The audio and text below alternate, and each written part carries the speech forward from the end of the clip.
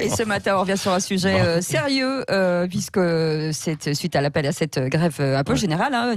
Et avec cette question, vous attendez-vous à une grande paralysie pour le 5 décembre pour l'instant sur Facebook, vous dites oui à 87%.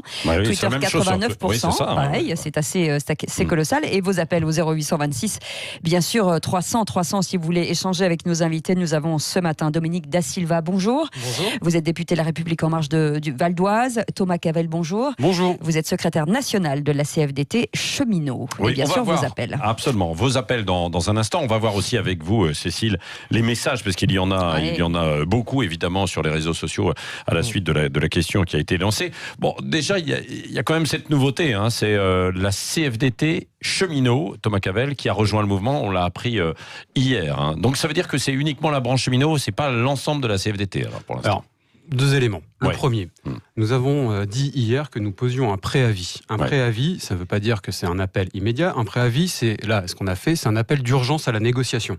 Ah oui, d'accord. On est dans une situation où, depuis un bon bout de temps, on connaît le climat social à la SNCF, on connaît les problématiques de la SNCF et on sait qu'on a ce mouvement qui arrive. Bon. Le sujet de la SNCF, c'est que l'année dernière, c'est pas il y a 10 ans, c'est pas il y a 20 ans, c'est pas il y a 30 ans, il y a une loi, le nouveau pacte ferroviaire, qui dit on ferme le statut cheminot, plus personne ne rentre au statut.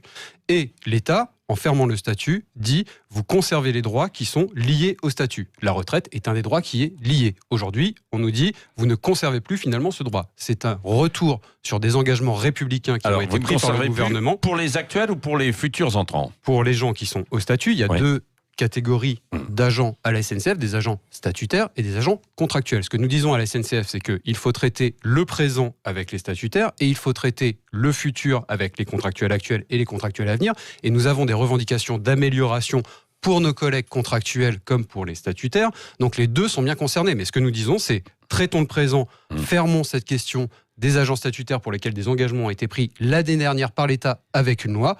Et ensuite, négocions pour la partie contractuelle et le système à construire.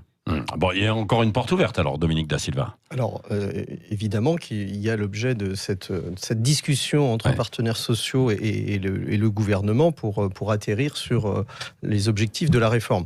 On est d'accord pour qu'il y ait ce temps de convergence et on voit bien qu'il y a cette volonté de se donner du temps quand même pour arriver finalement à ce que tout le monde rejoigne ce système de retraite universel. Mais il ne faut pas que ça se fasse au mépris non plus des générations futures et des nouveaux entrants d'une certaine manière, parce que le poids de cette dette, il faut quand même rappeler que pour la SNCF, l'ensemble des cotisations salariés-employeurs ne pèse que pour 36%. Le reste, c'est l'impôt des Français. Et ça, vous voulez le faire perdurer encore 40, 50, 60 ans, je ne sais pas. À un moment, il faut que ça cesse. Je pense que les Français ont déjà énormément contribué à la retraite des régimes spéciaux, et en particulier à ceux de la SNCF. Donc, statut ou pas statut, à un moment, je pense que compte tenu du climat social et compte tenu des difficultés, parce qu'il y a des gagnants de cette réforme. En tout cas, je considère qu'il n'y a pas de perdants, il y a des moins gagnants. Ça, c'est vrai. Mais il n'y a pas de perdants.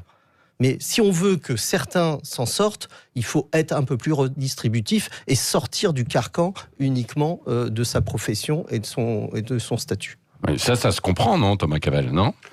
En tout cas, c'est ce qu'on entend à chaque fois. Oui. C'est-à-dire que là, cet argument... Alors, c'est juste 2 éléments par rapport à ce que vous évoquez.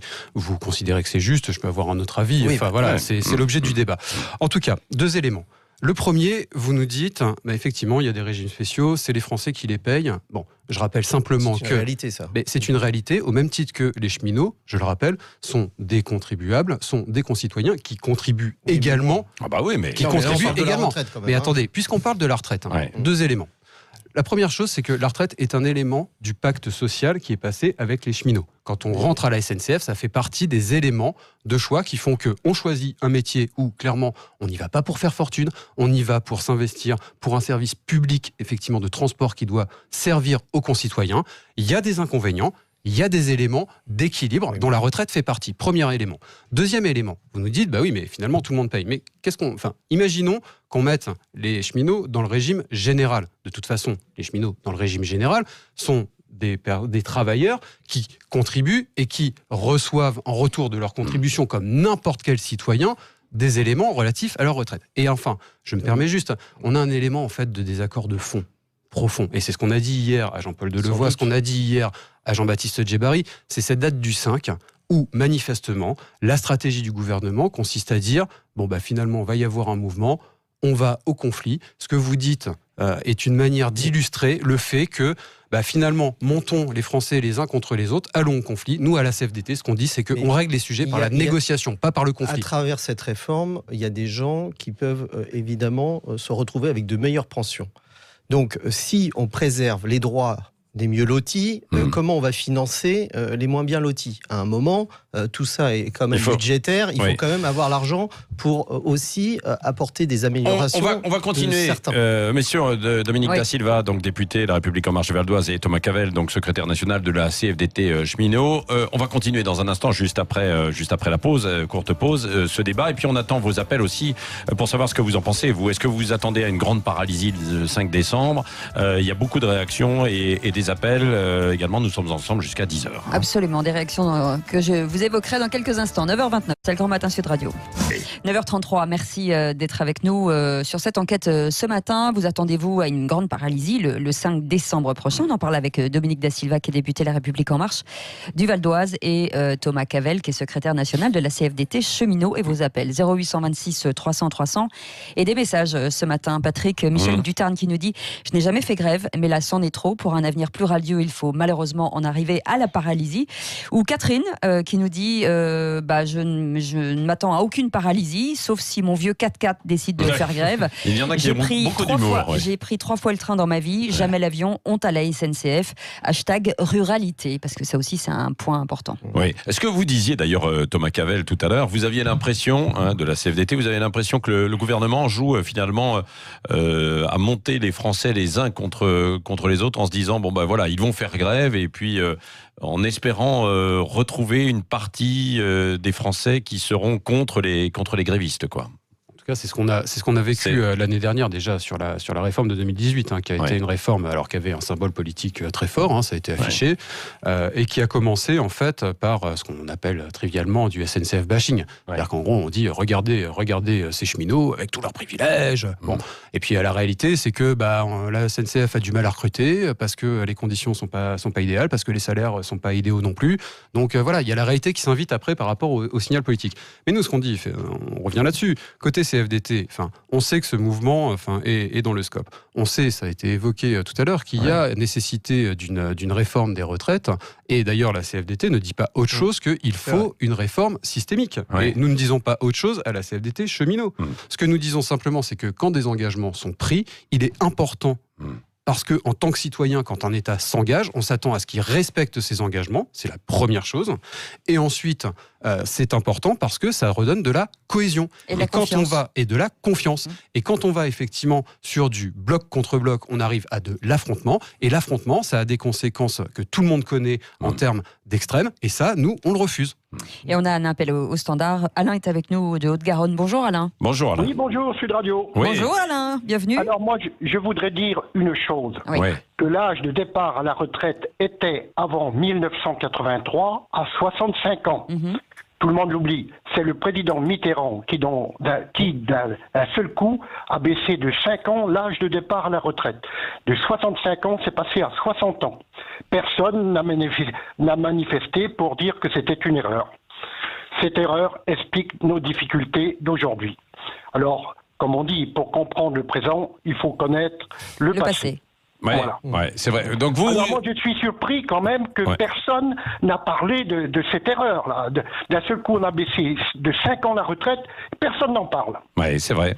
Mais ça, c'est général. D'ailleurs, c'est pas uniquement pour la SNCF là dont vous parlez, en fait, Alain. Ah oui, non, je parle d'une façon générale, je ne parle pas pour la SNCF. Mais vous, on est passé à 60 ans, c'est quand même extraordinaire. Vous êtes pour la réforme, vous? Comment ? Vous êtes pour la réforme, vous pour la réforme des retraites ? Oui, bien sûr, mais je voudrais dire aussi, vous voyez, ça, c'est quand un président de la République est élu, après son élection, il devrait mettre ses principales suggestions, propositions en référendum. Parce que c'est pas parce qu'on a voté pour quelqu'un qu'on est d'accord avec lui à 100%. Ouais. Surtout le dernier président. Alors, s'il y avait un référendum, par exemple, on met 10 questions, hein, et puis on vote pour ces 10 questions. Et bien sûr, 10 questions, s'il y en a 7 qui ont plus de 50%, à ce moment-là, il peut les mettre en œuvre d'une façon beaucoup plus décontractée. Et puis, voilà. Mais alors, bien sûr, le gros problème, c'est que le président, souvent, il est critiqué alors qu'il a dit que c'était une réforme qu'il voulait faire. Ouais. Voilà. Si la réforme de retraite avait été en référendum, admettons qu'il y ait eu 70% pour la retraite, on aurait négocié autrement. Voilà. Tandis que maintenant, il a beaucoup de peine à mettre ça en œuvre. Mettre ça en œuvre. Merci Alain de votre appel. Et puis on le rappelle, vous avez raison, c'est vrai qu'on a avancé l'âge de départ à la retraite il y a quelques années. Donc c'était sous la gauche avec François Mitterrand. Ça c'est vrai dans les années 80. Est-ce qu'il a raison? Est-ce que c'est un problème de stratégie finalement? Dominique Da Silva.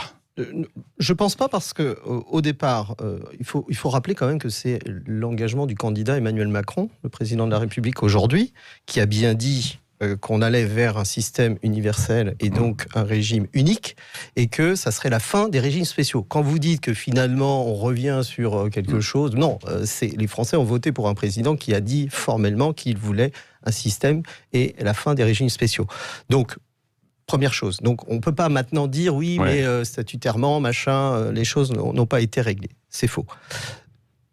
Sur les 65 ans, non, mais sur cette idée, alors je l'ai souvent à l'esprit. Et d'ailleurs, on parle souvent de la clause des grands-pères, mais elle ne marche jamais dans ce cas-là. C'est-à-dire qu'il n'y a personne qui a dit, non, nous on est rentré, on doit quitter, on doit faire 60, l'âge de départ c'est 65 ans, on veut que ça soit que les nouveaux entrants. Là pour le coup, tout le monde est prêt. La clause du grand-père. Voilà, ne s'applique pas quand c'est toujours dans l'autre sens. Dans l'autre sens. Et d'ailleurs, avec ce régime universel, on va avoir entre guillemets, les gagnants de ces régimes qui ne vont pas accepter la clause du grand-père, qui ne vont pas dire, voilà, notamment pour le minimum contributif à 1 000 euros, etc. La clause du grand-père, on rappelle. Alors la clause du grand-père, c'est effectivement, ça ne s'applique qu'aux nouveaux entrants, aux nouvelles générations, aux nouveaux entrants en activité, et donc évidemment on perdure avec les droits entre guillemets acquis qui ne sont pas acquis. Il faut rappeler que on est quand même dans un système qui doit être solidaire. Oui, Thomas Cavel. Oui. Peut-être,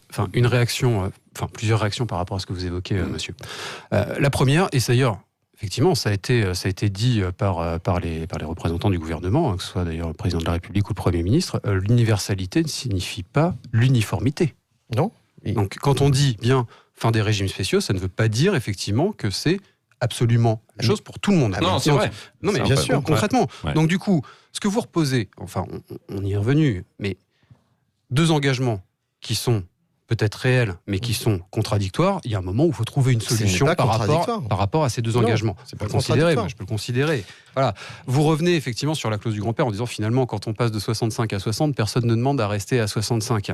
Évidemment. Oui, c'est une vision, mais c'est une vision effectivement qu'on peut avoir en se disant, oui, mais où est le progrès social dans l'affaire? Tout simplement. Oui, mais le progrès social, je me permets par rapport à ce que votre éditeur évoquait.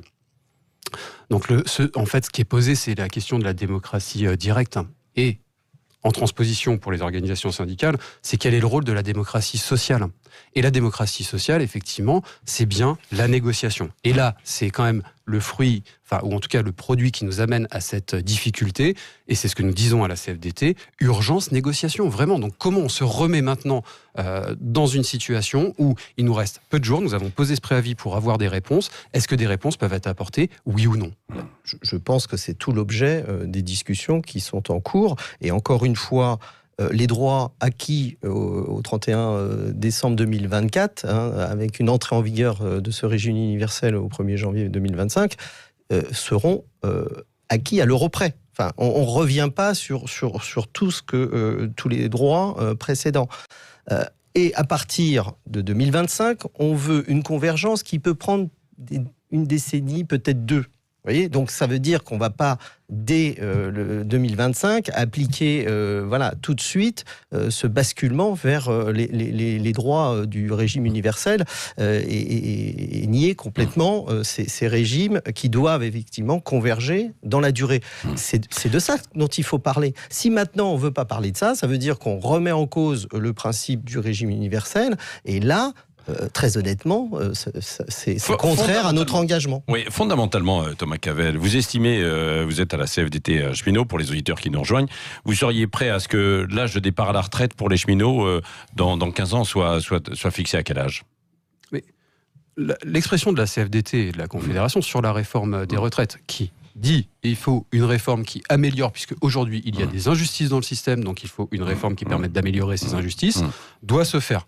Mais elle doit se faire en fonction de certaines lignes rouges qui ont été posées par la CFDT. Et notamment, on n'augmente pas l'âge de départ à la retraite. Ça fait partie des lignes qui ont été posées. Pour vous, à quel âge alors il faudrait partir ? Il y a deux choses. Aujourd'hui, c'est très concret, pardon, mais moi je dis en fait les choses. C'est vrai qu'il y a la négociation, mais il y a les auditeurs aussi qui sont sur des questions aussi directes, quoi. Donc à quel âge aujourd'hui, à quel âge vous considérez effectivement qu'un métier doit donner droit à départ à la retraite en fonction de la pénibilité qu'il indique.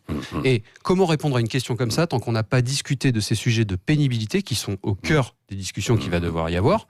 Et ces sujets de pénibilité, c'est ce qui fait que vous pouvez partir plus tôt, vous pouvez partir peut-être dans un système à points avec plus de points acquis par la pénibilité, donc vous partez plus tôt, vous partez avec plus, peu importe, ça sont des sujets qui doivent être discutés, mais concrètement c'est ça aussi qu'il faut réinterroger, parce que le travail doit être corrélé à une notion. Mais est-ce qu'on peut partir après 60 ans à la retraite quand on est cheminot ? Écoutez, franchement, quand vous êtes conducteur aujourd'hui, il y a des conducteurs effectivement qui partent après 62 ans, et même, bon, si on revient concrètement, on nous dit toujours oui, mais alors les cheminots vous partez 52, 55 ans. D'abord, déjà chez les cheminots, le système de décote existe depuis un bout de temps. Donc, il y en a encore qui partent aujourd'hui à 52, 55 ans. Non, parce que en fait, les niveaux de pension, les niveaux de pension sont tels que de toute façon, mais on pourrait les cheminots quand même. Oui, mais alors quand vous avez un droit, c'est vrai, il existe, mais que vous ne pouvez pas l'exercer parce que économiquement, il n'est pas exerçable. Bon, bah voilà, c'est un droit qui existe, mais qui n'est pas exercé. Ouais, comme dans d'autres professions, il y en a qui partent à 63, 65 ans avec des niveaux de pension qui sont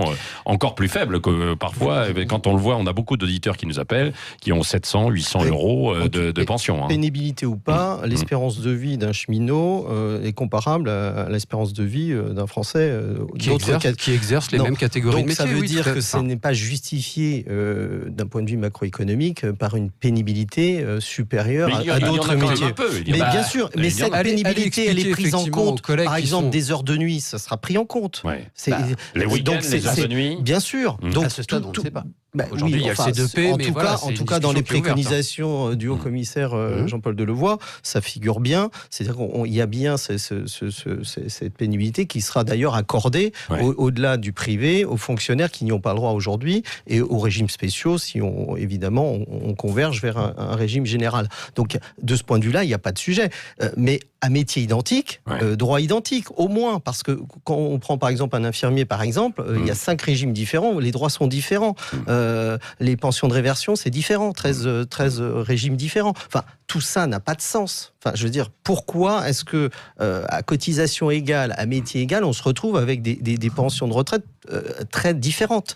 Mais alors, deux choses. D'une part, effectivement, il y a je peux me permettre, le paradoxe de l'argument que vous avancez en disant regardez, il y a des garanties qui sont données dans le rapport de Delevoye, alors qu'il y a une parole gouvernementale qui nous dit mais attendez, aujourd'hui, vous nous exprimez des inquiétudes sur un projet de loi qui n'est pas connu. Alors, de deux choses l'une. Soit le rapport de Delevoye est la base du projet de loi et il n'y aura pas de négociation là-dessus, soit effectivement il y a une négociation. C'est une base qui peut être discutée. Voyez aujourd'hui effectivement l'ambiguïté que ça peut créer. Comme disait quelqu'un. Espérons-le. Bon, en tout cas, deuxièmement. Ensuite, effectivement, sur le côté, ça n'a pas de sens. Il faut absolument que tout le monde soit, à travail égal, conditions égales. Bien sûr, et à travail égal, salaire égal. Ça fait partie des principes, sur lesquels on peut pas déroger. Sauf que, expliquez-moi comment on peut avoir une certitude absolue que tout est égal, sachant que l'égalité, ou en tout cas, elle se base sur la réalité. Et la réalité, effectivement, du travail de cheminot, en l'occurrence, elle est liée à de la pénibilité parce que des horaires de nuit, mais aussi par rapport à des découchés, par rapport à des conditions de vie, effectivement, qui sont quand même assez singulières. Et c'est pas pour rien, si vous voulez, que ce régime spécial, il n'a pas 10 ans, il n'a pas 20 ans, il n'en a pas 50. C'est pas le seul métier où il y a des contraintes. Je ne dis pas le contraire. Bon. Je ne dis absolument pas le contraire. Allez. Par contre, ce que je dis, c'est que ce régime est un régime qui a une histoire longue et que l'histoire de ce régime, c'est qu'il a été créé pour fidéliser des gens dans le système. Et aujourd'hui, on a des difficultés à recruter, ça n'est pas pour rien. Le système universel, encore une fois, c'est un système plus juste où il y a des gens qui aujourd'hui peinent avec des pensions très faibles. On veut que ces pensions soient rehaussées. On veut une égalité homme-femme qui soit beaucoup plus mise en avant. Voilà. Donc il y a des droits qui sont meilleur pour un certain nombre de salariés. Il faut pas le dialogue, la CFDT cheminot veut du dialogue, il est amorcé. Vous avez un représentant de la République En Marche qui est face à vous, Dominique Da Silva. Merci Thomas Cavell. Merci beaucoup. Et on va regarder ça. En tout cas, vous êtes quand même nombreux, à plus de 80%, à dire que oui, vous attendez à une grande paralysie le 5 décembre. Et puis toute la question, c'est le 5 décembre et jusque quand, éventuellement, puisqu'il y a d'autres professions qui ont rejoint le mouvement. Merci.